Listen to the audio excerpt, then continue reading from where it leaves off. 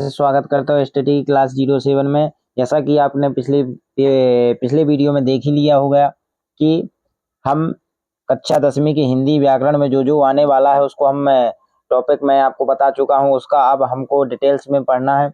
तो सबसे पहला हमारा टॉपिक है पद्य साहित्य का इतिहास, काल विभाजन, रीतिकाल, आधुनिक काल, प्रयोगवाद, प्रगतिवाद और नई कविता। इसमें से आपका क्वेश्चन 100% आने वाला है। तो आज के वीडियो में हम इसको डिटेल से समझेंगे और पढ़ेंगे। चलिए तो बिना टाइम को वेस्ट किए हुए वीडियो को स्टार्ट करते हैं। तो सबसे पहले हम पढ़ेंगे कि हिंदी काव्य साहित्य का प्रारंभ कब हुआ। इसके विषय में विभिन्न विद्वानों ने जो मतभेद कहे वो क्या हुआ। कुछ विद्वान 800 ईस्वी के आसपास, तो कुछ अन्य जो है 1000 ईस्वी के निकटतम इस काव्य की जो साहित्य का जो प्रारंभ है मानते हैं। अतः इसके विषय में निश्चित नहीं कहा जा सकता। अतः विगत हजार वर्षों में पूर्व हिंदी साहित्य के सरलता पूर्वक अध्ययन करने के उद्देश्य से उसे अनेक विद्वानों ने कालखंडों में विभाजित किया है। जो हमें अभी पढ़ेंगे उसको कालखंडों में विभाजित किया है। और जो सर्वदा मान्य है, जिसको जो हमेशा पूछा जाता है, वो है आचार्य रामचंद्र शुक्ल के अनुसार हिंदी साहित्य का काल विभाजन पूछा जाता है। तो उनके अनुसार हम काल विभाजन को पढ़ रहे हैं, इसको हम समझेंगे। सबसे पहले वीरगाथा काल, जो आदि काल भी जिसे भी कहा जाता है, ये 993 ईस्वी से 1318 ईस्वी तक माना जाता है इसका काल। दूसरा है भक्ति काल, जिसे पूर्व मध्यकाल भी कहा जाता है, 1318 से 1663 ईस्वी। तीसरा है रीतिकाल, उत्तर मध्यकाल, जो 1643 से 1843 ईस्वी तक माना जाता है। चौथा है गद्यकाल, जो सन 1843 से अभी तक का माना जाता है। तो ये चीजें जो हैं हमें थोड़ा थोड़ा पढ़ लेना है, ताकि हमें ये जो आगे पढ़ेंगे जो हमारे क्वेश्चन जिससे रिलेट आने हैं वो हमें पता चल सके कि आखिर आया क्या है। तो हम डायरेक्टली वही चीजें नहीं पढ़ रहे हैं, थोड़ा सा मैं आपको ये डिटेल्स में बता रहा हूँ। ये न्यूमेरिकल में वस्तुनिष्ठ प्रश्न में आ सकते हैं। वीरगाथा काल कब से कब तक रहा, भक्ति काल कब से कब तक रहा, रीति काल कब से कब तक रहा, या रीति काल का दूसरा नाम क्या है, उत्तर मध्य काल, पूर्व मध्य काल, आदि काल, ये सारे ऑप्शन दिए होंगे। तो इसको भी हमें थोड़ा थोड़ा पढ़ लेना है।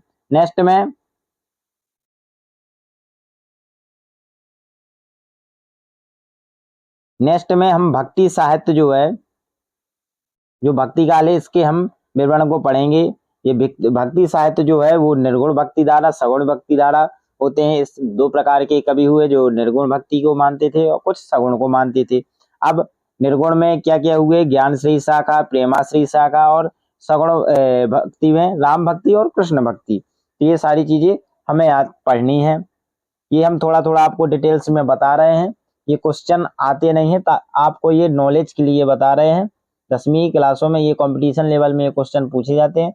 10वीं की क्लास में ये नहीं आते हैं, लेकिन आपके नॉलेज के लिए थोड़ा थोड़ा बता रहे हैं, ताकि अब आप आगे पढ़ें रीतिकाल या राम भक्ति शाखा या कृष्ण भक्ति शाखा, तो आप समझ पाए कि भक्ति साहित्य का विभाजन हुआ है।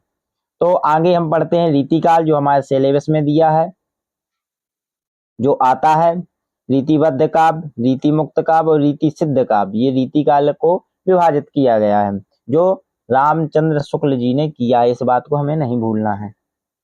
नेक्स्ट है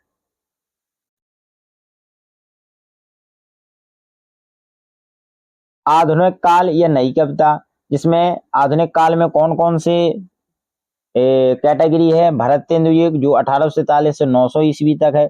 फिर द्विवेदी युग, जो 1900 से 1920 तक है। फिर छायावादी युग, जो 1920 से 1936 तक है। फिर प्रगतिवादी युग, जो 1936 से 1942 ईस्वी है। जो प्रयोगवाद और नवी कविता जिसे कहते हैं, जो हमेशा पूछा जाता है, लगभग एक वर्ष छोड़कर एक वर्ष में हमेशा पूछा जाता है, प्रयोगवाद या नई कविता, जिसका जो है सन 1942 से अब तक का समय इसका माना जाता है। ये चीजें हमें बहुत इंपॉर्टेंट है, ये हमारी वस्तुनिष्ठ में पूछी जाती हैं, और इसको हम अच्छे से लर्न करना है कि ये कब से कब तक इस युग में जो कैटेगरी है भरतेंदु द्विवेदी छायावाद, इनमें कब से कब तक का इसकी टाइमिंग रही। इनको हमें अच्छे से डिटेल से याद कर लेना, पढ़ लेना है। नेक्स्ट में आते हैं हम रीतिकाल। रीति काल का हम परिचय पढ़ेंगे। भक्ति काल के सूरदास के द्वारा कृष्ण भक्ति व तुलसीदास द्वारा राम भक्ति का उल्लेख किया है। इसके उपरांत एक नवीन काव्य धारा का जन्म हुआ जिसे रीति काल कहते हैं, अर्थात सूरदास जी और तुलसीदास जी के बाद में जो काल आता है उसको हम क्या कहते हैं, रीति काल कहते हैं। उसको श्रृंगार काल के नाम से भी जाना जाता है। ये इसको आप हमेशा समझ लीजिए। ये ऑब्जेक्ट में भी पूछा जा सकता है कि रीति काल का दूसरा नाम क्या है, या वस्तुनिष्ठ में, या 1 नंबर के क्वेश्चन में भी आ सकता है। रीति काव्य वह काव्य है जो लक्षण के आधार पर ध्यान में रखकर रचा गया है, अर्थात बंधी हुई परंपरा काव्य की रचना की गई है। रीति काल में मुक्तक काव्य की परंपरा प्रधान रही है। इस काल में कवियों ने साहित्य प्रवृत्ति को प्रधानता दी है। रहीम इसके जो कवि हैं, जैसे आपका क्वेश्चन आता है, हमेशा पूछा जाता है, यहाँ से वो उठाता है क्वेश्चन कि रीति काल के प्रमुख कवि बताइए। तो रीति काल के प्रमुख कवि रहीम, वृंद, गिरधर नीतिपरक रचनाएं इनने की हैं, तो इनको हमें नहीं भूलना है। फिर रीति काल की कैटेगरी जो हमने अभी ऊपर बताई है, रीति सिद्ध, रीतिबद्ध और रीति मुक्त, ये कैटेगरी पूछी जाती हैं। आ सकता है क्वेश्चन कि रीति काल की 3 कैटेगरी बताइए, तो हमें बताना है उसकी कैटेगरी रीति सिद्ध, रीतिबद्ध और रीति मुक्त, ये थी। इसके बाद हमें जो मेन चीज है जो पूछी जाती है वो आती है विशेषताएं और प्रवृत्तियां। मुख्यतः क्वेश्चन यहीं से बनती हैं कि रीति काल की प्रमुख विशेषताएं बताइए, प्रमुख प्रवृत्तियां बताइए। तो हमें विशेषताएं जो हैं लौकिकता, श्रृंगारिता, नायिका भेद, अलंकार प्रियता इस युग की प्रमुख विशेषताएं हैं। तो हमें 2 विशेषताएं लिखनी है, इनमें से कोई भी 2 लिख सकते हो, और प्रवृत्तियां भी हमें 2 ही लिखनी है। जैसे अलौकिकता, ये दोनों प्रवृत्तियां विशेषताएं एक ही चीज हो गई, और ब्रज भाषा का भी प्रयोग किया है। और इसके जो इसमें नहीं मिल रही हैं उनको भी हम जोड़ सकते हैं, जैसे रस, अलंकार वगैरह, काव्यांगों के लक्षण, भक्ति और नीति से जुड़े पदों का प्रयोग, राधा कृष्ण लीलाओं का श्रृंगार के साथ भक्ति भावना, रीति निरूपण, ये आदि चीजें आप ये सारी चीजें देखकर अपने नोट्स में लिख सकते हैं। लिखते जाइए, विशेषताएं प्रवृत्तियां विशेषकर लिख लीजिए, और जो बाकी मैंने ये डिटेल्स आपको बताई है ये आपके समझने के लिए, ताकि आप समझ पाए कि आखिर हम पढ़ क्या रहे हैं, हमें बताना क्या है। इसके बाद आते हैं हम रीति काल के प्रमुख कवि और उनकी रचनाएं। ये भी क्वेश्चन आता है कि रीति काल के 2 कवि लिखिए और एवं उनकी रचनाएं करिए, तो ऐसा आता है, तो उसके हमें कवि लिखना है। केशवदास, देव, भूषण बिहारी, घनानंद, आलम, ठाकुर, चिंतामणि, मतीराम, और इनकी ये इस साइड सारी उनकी रचनाएं हैं। तो हमें कोई भी 2-2 रचनाएं कवि की कर लेनी है, कोई भी 2 कवि याद कर लो और उनकी रचनाएं कर लें। कोशिश करें कि पूरे याद कर लें, नहीं होता है तो कम से कम 2 तो करना ही है, 2 छोड़ना ही नहीं है। इसके बाद आगे बढ़ते हैं आधुनिक काल। आधुनिक काल ये भी बहुत ज्यादा पूछा जाता है। आधुनिक काल की कैटेगरी होती है छायावाद, प्रगतिवाद, प्रयोगवाद और नई कविता। ये मैंने अभी अभी बताया कि नई कविता बहुत ज्यादा पूछा जाता है, तो ये आपको देखना है कि ये आधुनिक काल की ही कैटेगरी है। आधुनिक काल आता है, आधुनिक काल में छायावाद पूछा जाए, प्रगतिवाद पूछा जाए, प्रयोगवाद पूछा जाए, या नई कविता पूछा जाए। तो इसमें आपको मैं बता दूं, इसके लिए आपको एक बहुत अच्छा कॉन्सेप्ट ये है कि आप किसी भी एक की विशेषताएं सीख लीजिए, प्रवृत्तियां सीख लीजिए। वो चारों, अगर इनमें से चारों में से कोई भी आती है तो सेम ही आप लिख सकते हैं, आपके नंबर पूरे मिलेंगे, आपके नंबर नहीं कटेंगे। या छायावाद आता है तो भी आप वही प्रवृत्तियां लिख सकते हैं, विशेषताएं लिख सकते हैं, प्रगतिवाद में, प्रयोगवाद में, नई कविताओं में।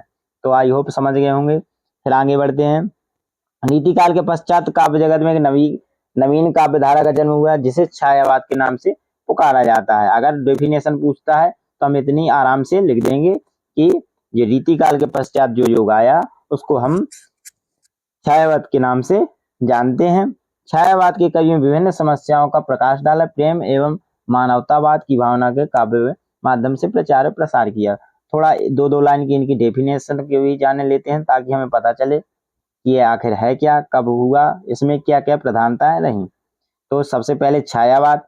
छायावाद में छायावादी कवियों ने प्रकृति प्रेमी होने के कारण प्रकृति का मानवीकरण किया है, नारी के महिमामय स्वरूप का बखान किया है। इस युग में गांधी एवं रविंद्रनाथ टैगोर के दर्शनों का व्यापक प्रभाव है। छायावादी कवियों में जयशंकर प्रसाद, सुमित्रा नंदन पंत, महादेवी वर्मा का प्रमुख स्थान है। अगर आता है छायावादी कवि लिखिए तो उसमें हम जयशंकर प्रसाद, सुमित्रा नंदन पंत या महादेवी वर्मा का नाम लिख सकते हैं।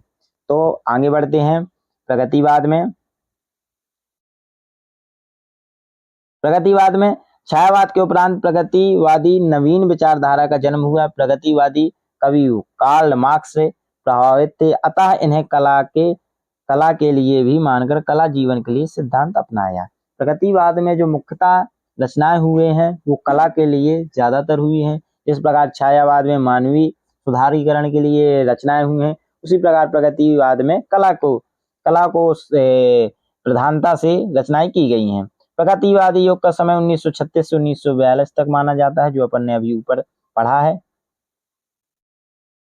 और इसके जो कवि हैं वो हमारे हैं निराला यानी सूर्यकांत त्रिपाठी निराला, रामधारी सिंह दिनकर और शिवमंगल सिंह सुमन और वर्मा जिसे महादेवी वर्मा भी कहते हैं, नागार्जुन, केदारनाथ अग्रवाल, ये आदि सारे कवि हैं। अगर आता है प्रगतिवादी के कोई दो कवि लिखिए तो उनके आप इनमें से कोई भी नाम लिख सकते हैं।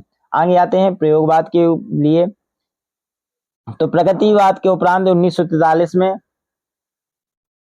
आगे के तार सप्तक के प्रकाशन उपरांत प्रयोगवाद का नाम की नई कविता का जन्म हुआ। तो प्रगतिवाद के उपरांत जस्ट ही अगे नामक एक कवि थे, उन्होंने एक रचना की तार सप्तक के प्रकाशन, जब उन्होंने प्रकाशन किया उसको लॉन्च किया तो उसके उपरांत जो समय हुआ उसको हम प्रयोगवाद के नाम से जानते हैं। उसके प्रमुख कवि अगे और धर्मवीर भारती थे, ये हमें भूलना नहीं है। प्रयोगवाद के दो कवियों का नाम हमें कंठस्थ रखना है। अब आगे जो सबसे ज्यादा पूछे जाने वाली है नई कविता। इन कवियों में नए प्रतीकों, नए उपमान एवं नए बिंबों का प्रयोग काव्य परंपरा की पुरानी रीतियों में पृथक करने को, लेकिन इस युग में कविता न होकर अकविता हो गई। तो नई कविता में क्या होता है, हमें ध्यान देना है कि नई कविताओं में नए जो परंपराएं हैं, जो हमारी पुरानी परंपराएं हैं उनको उबारा गया है, नई परंपराओं को चयन किया गया है, नई उपमानों को ज्यादा प्रयोग किया गया है। तो कुल मिलाकर इसका जैसा नाम है नई कविता, कह सकते हैं कि मॉडर्न होने की कोशिश की गई है। तो सन 1900 बाद जब 1950 के बाद जितनी भी कविताएं हुई उनको नई कविता के नाम से जाना जाता है। और आजकल की कविताएं जो नई कविता उन्होंने देखा होगा कि ज्यादा उनमें लयबद्धता नहीं होती है, तो कहने का मतलब ये अकविता हो गई हैं, मतलब कही तो कविता गई हैं लेकिन ये अकविता हो गई हैं क्योंकि लयबद्ध ज्यादातर नहीं हो पाई हैं। जैसे पहले तुलसीदास जी, गिरधर जी की, रहीम जी की ऐसी होती थी लयबद्ध, सूरदास जी जैसी, वैसी अभी नहीं हो पाई, इसलिए अकविता हो गई हैं। तो इसके प्रमुख जो कवि थे वो भवानी प्रसाद मिश्र, गिरजा कुमार माथुर और जगदीश गुप्त थे। आता है तो हम लिख सकते हैं। अब इसके बाद जो मोस्ट इम्पोर्टेंट चीज है जो हमेशा आती है, विशेषताएं और प्रवृत्तियां, इनको हम पढ़ रहे हैं। और मैंने जैसा कि बताया कि आधुनिक काल में जितनी भी कैटेगरी है, नई कविता, प्रयोगवाद, प्रगतिवाद, छायावाद, ये सारी चीजों में हम अगर विशेषताएं किसी की भी पूछी जाती है तो यही विशेषताएं और प्रवृत्तियां लिखेंगे और इससे हमारे नंबर नहीं कटेंगे। बस कवियों का ध्यान देना है कि उसके कवि जो अलग अलग है उनका बस नाम हमें ध्यान देना है। तो विशेषताएं हैं नवीन भावबोध, नए मूल, शिल्प विधान आदि नई प्रमुख कविताओं की क्या है, विशेषताएं हैं। नई कविता या आधुनिक कालजीवी जिसे कह सकते हैं, जो उसकी कैटेगरी यहाँ नई कविता है इसके ऊपर, इसलिए नई कविता लिखा है। प्रयोगवाद, छायावाद, ये सारी इस जगह पर हम कर सकते हैं। नेक्स्ट है प्रवृत्तियां।